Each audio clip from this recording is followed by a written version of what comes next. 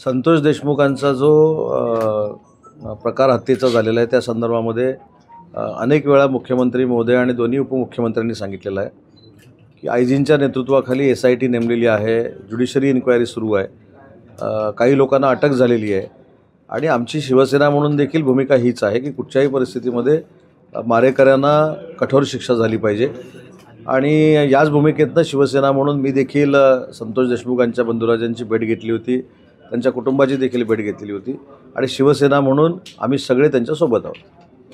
एकंदरीत आपण जर पाहिलं तर नीलमताई गोरेंनी जे काही विधान केलेलं आहे त्या विधानावरती बावल उठलेला आहे. ते म्हणतात 2 वर्षांनी गाडी दिल्या की पद मिळतं, असं काही घडलंय का? अखिल भारतीय साहित्य संमेलनाच्या व्यासपीठावर मला असं वाटतं की हा प्रश्न त्यांना विचारलेला होता आणि त्या प्रश्नाला उत्तर देत असताना त्यांच्याकडनं त्यांनी असं सांगितलं की बोलता बोलता त्या या संदर्भात बोललेल्या आहेत.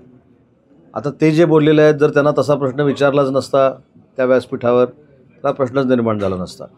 आता त्या पद्धतीचा प्रश्न कदाचित विचारल्यामुळे त्यांनी ते उत्तर दिलेलं आहे आणि त्या उत्तरावर त्यांची भूमिका त्यांनी आज देखील स्पष्ट केलेली आहे. त्याच्यामुळे ज्यानं उत्तर दिलं त्यांनी त्याच्या उत्तरावर स्वतः भाष्य केल्यानंतर मला काय बोलायची आवश्यकता नाही. साहेब, आपणही त्यांच्यासोबत काम केलेलं आहात युतीमधून. आपल्यासोबत असं काही प्रकार घडलेला आहे? कसला प्रकार? म्हणजे पदाच्या संदर्भात. हे बघा, प्रत्येकाचे अनुभव हे वेगवेगळे असू शकतात. मला जे काय अनुभव आले ते मला कदाचित प्रसारमाध्यमांना सांगायचे नसतील. साहेब, गेल्या वर्षीपर्यंत चिपळूणमध्ये गाळ काढण्याचं जे काम झालं त्यावेळेला इरिगेशन डिपार्टमेंटची फार मोठी मशिनरी होती. त्यावेळेला फक्त 3-4 पोकलेन आणि 5-6 डंपरनीच काम चालू आहे. आत्ताच मी चव्हाण साहेब होते, शेखर निकम सर होते, आमचे सचिनजी होते, आमचे सगळे पदाधिकारी होते. आत्ताच मी त्याचा आढावा घेतलेला आणि त्याच्यामध्ये नक्की भविष्य काळामध्ये बदल होईल. दुसरी गोष्ट, नाम फाउंडेशनने चिपळूणमध्ये काम करावं यासाठी एका GR मध्ये काहीतरी करेक्शनचं काम झालेलं आहे. नदी संवर्धनचा उल्लेख त्या GR मध्ये नसल्यामुळे नाम फाउंडेशन येऊ शकत नाही. त्या बाबतीमध्ये नाम फाउंडेशन आणि मुख्यमंत्री महोदयांची देखील चर्चा झालेली आहे, शिंदे साहेबांची देखील चर्चा झालेली आहे आणि संजय राठोड साहेबांची देखील चर्चा झालेली आहे. त्याच्यामध्ये त्यांना जो बदल पाहिजे तो करून आम्ही देणार आहोत. संजय राऊत 1 तारखेला राजापूरमध्ये येत आहेत. एकंदरीत राजन साळवेंनी पक्षप्रवेशानंतर संजय राऊतांचा पहिला दौरा होता. काय मला अजूनपर्यंत एक कळलेलं नाही की संजय राऊत जर दौऱ्यावर येणार असतील तर त्यांच्या दौऱ्याबद्दल मी का बोलावं ना. राजन साळवेंनी इकडे प्रवेश केल्यानंतर तर राजन साळवेंनी लोकशाहीतला एक भाग म्हणून एकनाथ शिंदे साहेबांचं नेतृत्व स्वीकारलेलं आहे. राजन साळवे इकडे आले म्हणून ते तिकडे येत आहेत, ते काही लोकशाहीतलं त्यांचा प्रकार करत असतील. माझं म्हणणं आहे की आता मी चिपळूणमध्ये आलो तर मी चिपळूणमध्ये का आलो हा प्रश्नच येऊ शकत नाही. मी उद्या रत्नागिरीमध्ये गेलो होतो, उदय सामंत रत्नागिरीमध्ये का गेले? शेवटी तो लोकशाहीतला भाग आहे. त्यांना त्यांचा पक्ष टिकवायचा असेल, त्यांना त्यांच्या पक्षामधले कार्यकर्ते टिकवायचे असतील, त्यांच्या येण्यावर आक्षेप लोकशाहीतले आम्ही कार्यकर्ते कोण घेऊ शकत नाहीत. त्याच्यामुळे मला असं वाटतं की संजय राऊतांचा जो दौरा जिल्ह्याचा आहे त्याच्याकडे मी लोकशाहीतला एक भाग म्हणून बघतो. साहेब, आपण नुकतीच राज ठाकरेंची भेट घेतली आणि त्या भेटीमागे बरेच संकेत चर्चेला आहेत. आगामी महानगरपालिका निवडणुकीत तर आपण काय सांगा? त्याला जोडून एक प्रश्न असा आहे की मध्ये एका विवाह सोहळ्यामध्ये राज ठाकरे आणि उद्धव ठाकरे एकत्र दिसले होते. दोन्ही ठाकरे कोणते एकत्र येतील? उद्धवजी ठाकरे आणि राजजी ठाकरे त्यांच्या घरगुती समारंभामध्ये जरी एकत्र आले तरी अशी बातमी येते की ते आता एकत्र येतील का किंवा ते येऊ शकणार नाही. शेवटी हा दोघांचा प्रश्न आहे ना. ते दोघं एकत्र तिथं भेटल्यानंतर त्यांच्या मनात काय आहे, त्यांचं काय बोलणं झालं हे मी त्रयस्थ म्हणून कसं काय त्याचं उत्तर देऊ शकतो. ह्यांनी जे मला विचारलं, मी राजसाहेबांना भेटलो हे मी परवा देखील सांगितलं की माझ्या एका विश्व मराठी संमेलनाला ते आलेले होते. त्याच्यानंतर त्यांची माझी भेट झालेली नव्हती. फोनवरचं निमंत्रण स्वीकारून मोठ्या मनानं ते त्या कार्यक्रमाला आले होते. माझी जबाबदारी आहे की ज्या व्यक्तीनं मराठी भाषेसाठी नुसतं फोनचं निमंत्रण स्वीकारून ते कार्यक्रमाला उपस्थित राहिले त्यांना भेटून त्यांचे आभार मानणे आणि मी सांगितलं. सचिन कदम यांनी जिल्हाप्रमुख पदाच्या सोबत त्यांच्या सगळ्या पदाचा आणि सदस्य पदाचा राजीनामा दिला. आज तुमच्यासोबत दिसतंय. आज मी सदानंद चव्हाण साहेबांच्या आणि सचिन कदमांच्या मध्ये बसलेलो आहे. याचा अर्थ तुम्ही काय समजायचं तो समजा. आमदार भास्कर जदवांचं खूप कौतुक करत होता. एकंदरीत आपण जर पाहिलं तर प्रसार माध्यमासमोर ते होतं, भास्करांचं कौतुक करत होतात आणि भास्करांचं स्टेटसवर चर्चेमध्ये होतं. काय सांगा? आता काय नक्की करायचं मी हा माझ्यासमोरचा प्रश्न आहे. सचिन कदम उजव्या बाजूला बसले तरी बातमी. आता काय नक्की करायचं मी हा माझ्यासमोरचा प्रश्न आहे. सचिन कदम उजव्या बाजूला बसले तरी बातमी. भास्कर जाधवांबद्दल मी चांगलं बोललो तरी अडचण, वाईट बोललो तरी अडचण, नाही बोललो तरी अडचण, हसलो तरी अडचण, त्यांच्याबरोबर नाही हसलो तरी अडचण. त्याच्यामुळे भास्करराव जाधवानी आणि मी नक्की काय करावं हे तुम्हीच आता आम्हाला सांगा, तसं आम्ही आता वागत जाऊ. तर फडणवीस सरकारमधले जे फिक्सर पीएचा जो विषय आता गाजतोय, संजय राऊत आरोप करतात, हे नेमके मंत्री कोण आहेत? नाही, मला माहीत नाही. आणि मला असं वाटतं की PS आणि OSD याच्यावर काय आमचं राजकारण किंवा आमचं मंत्रालय चालत नाही. आम्ही सक्षम आहोत सगळे मंत्री आमचं मंत्रालय चालवण्यासाठी. त्याच्यामुळे ज्या ज्या काही शासकीय बाबी आहेत, प्रशासकीय बाबी आहेत, ज्या मुख्यमंत्र्यांच्या नेतृत्वाखाली होतात, त्याच्यावर काय आक्षेप घेण्यामध्ये काय अर्थ आहे असं मला वाटत नाही. राजन साळवींचा आज कार्यक्रम झाला राजापूरमध्ये, आणि त्या कार्यक्रमामध्ये आम्ही किरण सामंत असे म्हणाले की मला खासदार व्हायची इच्छा होती. मग ठीक आहे ना, मग त्याच्यात खासदार त्यांना जर व्हायचं होतं, ही त्यांच्या मनातली जर इच्छा आहे, तर त्याच्यावर त्यांच्या मनातली इच्छा आहे. पण आता ते आमदार आहेत. तुम्हाला काय अपेक्षित उत्तर? ते असं म्हणाल ना की मला खासदार व्हायचं होतं, तर तुम्ही मग त्याच्यावर उत्तर अपेक्षित काय माझ्याकडनं?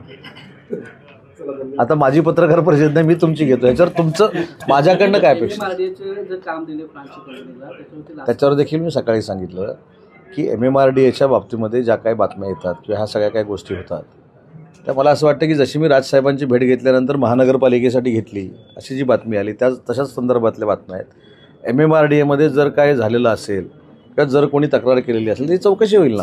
आज मंत्रालयात पुन्हा एकदा एका तरुणाने जाळीवरती उडी मारून आंदोलन करण्याचा प्रयत्न केला आहे. सुरक्षेचा प्रश्न पुन्हा एकदा जर ऐरणीवर आला मंत्रालयात. नाही, असं झालं असेल तर नक्की त्याची माहिती घेतली पाहिजे. असं त्याची पुनरावृत्ती होणार नाही याची दक्षता घेतली पाहिजे. तर मराठी भाषेबद्दल एक प्रश्न आहे की आपण नुकतीच दिल्लीमध्ये जाऊन मराठी भाषेला जो दर्जा मिळवून दिला आहे, तर राज्यभाषा म्हणून महाराष्ट्रामध्ये वावरत असताना काही लोक अजूनही मराठी त्यांना येत नाही, तर याच्याबद्दल काय कायदा अंमलात येणार? मराठी प्रत्येकाला आलं पाहिजे, मराठी बोललं गेलं पाहिजे, हीच तर महाराष्ट्र शासनाची भूमिका आहे. आणि मी ज्यावेळी दिल्लीमध्ये गेलो होतो, अजून एक महाराष्ट्राच्या दृष्टीनं अभिनव संकल्पना JNUमध्ये आम्ही मांडली. त्या ठिकाणी कुसुमाग्रजांच्या नावानं मराठी अध्यासन केंद्र होतं आहे, छत्रपती शिवाजी महाराजांच्या नावानं अध्यासन केंद्र होतं आहे. आणि आजपर्यंतच्या JNUच्या इतिहासामध्ये छत्रपती शिवाजी महाराजांच्या नावानं अध्यासन केंद्र आणि कुसुमाग्रजांच्या नावानं अध्यासन केंद्र ही आपल्या दृष्टीनं अतिशय महत्त्वाची आणि ऐतिहासिक बाब आहे. जयंत पाटील आणि बावनकुळेंची रात्री एक मीटिंग झाली, काय चाललं? थोडा ज्योतिषाचा अभ्यास करायला. जयंत पाटील साहेबांची आणि कोणाची भेट झाली? ठीक आहे. जयंत पाटील साहेबांना पण फोन लावून विचारतो काय चर्चा झाली, बावनकुळेंना देखील विचारतो काय चर्चा झाली, आणि तुमच्या मनातली सगळी शंका काय पुढच्या दौऱ्यामध्ये काढून टाकतो. लाडक्या बहिणीच्या बाबतीमध्ये मी परवा देखील रत्नागिरीच्या पत्रकार परिषदेमध्ये सांगितलं की अनावधानानं 4 व्हीलर असलेल्या महिला भगिनींचा जो अर्ज दाखल झालेला आहे, अनावधानानं 2.5 लाख रुपये रिटर्न भरून ज्यांचा इन्कम सोर्स आहे त्यांचा अर्ज दाखल झालेला आहे, अशा काही प्रमाणातल्या किरकोळ महिला भगिनींचा लाभ हा बाजूला होईल. परंतु 2,34,00,000पैकी 2,30,00,000 तरी 100% पैसे चालू राहणार आहेत. ही योजना बंद होणार नाही. एक महत्त्वाचा विषय आहे. असं म्हणाल होतं स्क्रुटनी कोणाची होणार नाही असं आदिती तटकरे आपल्याला म्हणाले. कोण म्हणालं होतं? आता ते म्हणाले त्यांना विचारा ना. सर, एक महत्त्वाचा विषय आता इथं ते व्यापारी आलेले आहेत, जे वाळू संबंधी विषय आहे. शासनानं जो वाळू धरून जाहीर केलेला नाही अजून, पण जे ह्या आता हातपाटीवाले समोर आहेत त्यांचं म्हणणं असं आहे की रात्रीचे पंपवाले पंप लावतात, रात्री 2-3 तास पंपाला वाळू काढतात, मात्र हातपाटीवाले मरत आहेत. त्याबद्दल ते तुम्हाला भेटायला आले, तर हातपाटीबद्दल काय तुम्ही विचार करा? मी त्यांना 100% भेटणार आहे. आता हातपाटीवाले योग्य आहेत की सक्शनवाले आहेत ते पण मी त्यांच्याशी बसून चर्चा करणार आहे. पण मी अजून वाळूच्या बाबतीमध्ये काही जी माहिती घेतलेली आहे त्याची देखील चौकशीचे आदेश मी दिलेले आहेत. वाळूचा धंदा अनधिकृत करणं ह्याला पाठिंबा कोणी देणार नाही, शासन म्हणून आम्ही देणार नाही. परंतु काही ठिकाणी बऱ्यापैकी अनेक लोकांकडनं ब्लॅकमेलिंग देखील होतं असं मला आता प्रशासनानं सांगितलेलं आहे. तर मी त्यांना सांगितलं आहे की एकीकडं घरं बांधायला वाळू लागते. पंतप्रधान आवास योजनेच्या संदर्भामधली 20 लाख घरं आपण बांधायचा निर्णय घेतला आहे, ती काय चुन्यानं आणि गुळानं बांधून होणार नाही, त्याला देखील वाळू लागणार आहे. त्याच्यामुळे हातपाटीचं धोरण लवकरात लवकर जाहीर करण्याच्या दृष्टीनं आम्ही नक्की प्रयत्न करू. परंतु मला देखील आपल्या माध्यमातून काही लोकांना विनंती करायची आहे की समाजामध्ये वावरत असताना किंवा जनतेमध्ये वावरत असताना अधिकाऱ्यांवर बर्डन आणून समोरच्यांना ब्लॅकमेल करून अशा पद्धतीचे कृत्य देखील होता कामा नये. आज प्रशासनानं माझ्याकडे पालकमंत्री म्हणून रिपोर्ट दिला की अशा पद्धतीचं सगळं सुरू आहे. आता फक्त कदाचित माझा चांगुलपणा किंवा स्वभावामुळे मी जास्त रिॲक्ट झालो नाही. जसं आपण हातपाटीच्या ऐवजी सक्शन लावून वाळू काढू नये अशा पद्धतीची भूमिका मांडतो आणि त्याचं समर्थन मी नक्की करतो. तसं माझी ही पण विनंती आहे की वाळूच्या नावानं कोणी ब्लॅकमेल देखील करू नये. सर, लोटे एमआयडीसीमध्ये गॅस गळतीच्या घटना वाढत होत्या. सेफ्टी दृष्टिकोनातून काही निश्चित दिले जातील? त्या वायू गळतीच्या संदर्भात मी पूर्ण माहिती काढली. मुद्दा असा आहे की मेंटेनन्स करत असताना ती गळती झालेली होती, त्याचा परिणाम बरोबर ना.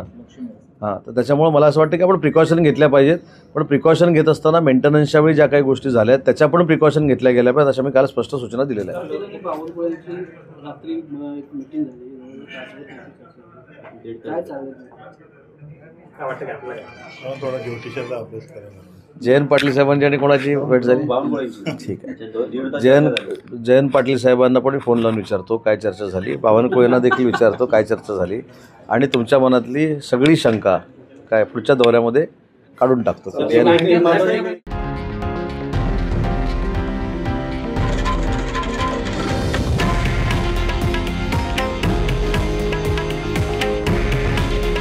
हे आहे देशातील नंबर 1 न्यूज नेटवर्क आणि आपण पाहत आहात TV9 मराठी.